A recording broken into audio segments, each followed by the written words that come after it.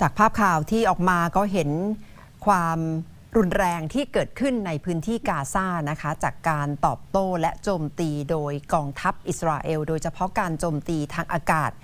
มีรายงานว่าผู้สื่อข่าวเสียชีวิตไปจำนวนหนึ่งแล้วนะคะแต่อีกด้านหนึ่งก็มีผู้สื่อข่าวจำนวนหนึ่งที่พยายามจะเดินทางเข้าไปที่กาซาค่ะคุณชลันทรโยธาสมุทรได้คุยกับผู้สื่อข่าวอิสระชาวปาเลสไตน์ที่เตรียมจะเดินทางไปที่กาซาค่ะรัฐมนตรีว่าการกระทรวงพลังงานและโครงสร้างพื้นฐานของอิสราเอลประกาศตัดน้ำตัดไฟและพลังงานไปยังกาซาจนกว่าจะมีการปล่อยตัวประกันที่กลุ่มฮามาสจับตัวไปท่ามกลางการปฏิบัติการโจมตีทางอากาศอย่างต่อเนื่องเพื่อตอบโต้กลุ่มฮามาสกระทรวงกลาโหมของอิสราเอลประกาศเตรียมพร้อมปฏิบัติการภาคพื้นดินย้ำสงครามเพิ่งเริ่มต้นยูเซฟอัลฮิลูผู้สื่อข่าวอิสระชาวปาเลสไตน์ที่ติดตามทำข่าวในพื้นที่ความขัดแย้งให้กับสื่อต่างชาติหลายสำนักให้สัมภาษณ์กับไทย PBS ประเมินผลกระทบหากอิสราเอลเปิดปฏิบัติการภาคพื้นดิน How do you see the situations we're heading to? Gaza is a small city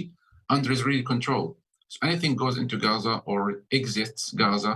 Israel knows of it, whether it's goods, people. We have no airport, we have no seaport. 2.5 million people live at the mercy of the Israeli control.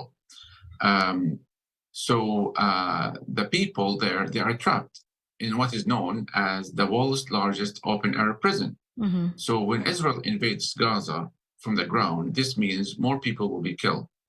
At the moment, Israel is focusing on the air raids and tank shelling from a far distance. But if the tanks and troops decided to infiltrate into Gaza, this means more people will lose their lives. Obviously, it's not going to be a picnic party for the Israeli army, because the resistance groups, Hamas said that they are willing and they are waiting for them to come into Gaza. And by the way, during some of the shelling that happened in the past 5 days, a number of hostages lost their lives. So Israeli airstrikes killed some hostages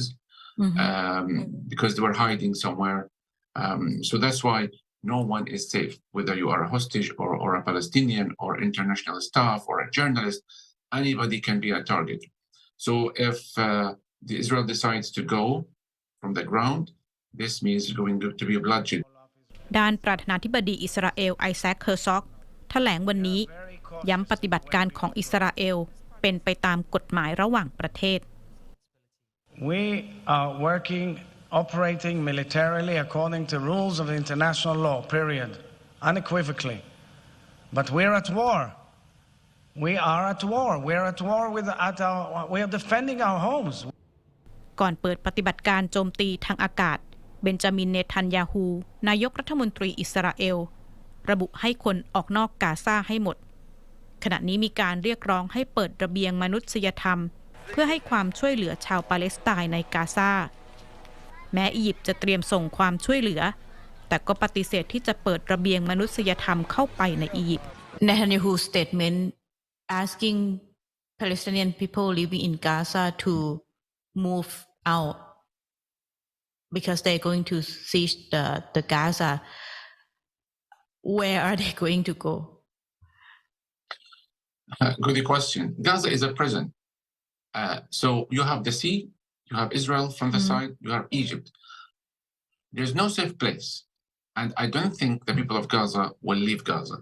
They are not willing to become refugees again after their parents and grandparents became refugees in 1948 and 1967. So I don't think people will leave. Maybe those who will leave, they will just go towards Egypt because Egypt shares a border with Gaza, the Rafah border crossing. But I don't think the Egyptians will allow this, because if Egypt allows the Palestinians of Gaza to enter into Sinai, this means this will cause instability to Egypt. So I don't think he is genuine or serious when Netanyahu says we are going to prepare a peaceful, a safe corridor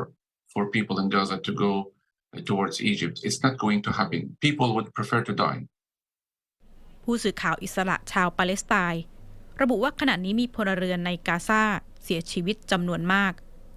ย้ำว่าอิสราเอล ควรทำสงครามกับฮามาสไม่ใช่ทำสงครามกับชาวปาเลสไตน์ในกาซา